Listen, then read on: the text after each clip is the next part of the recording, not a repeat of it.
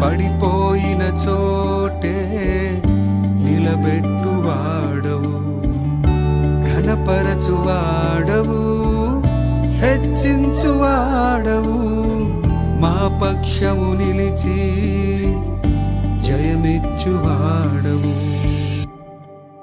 ఏమైనా చేయగల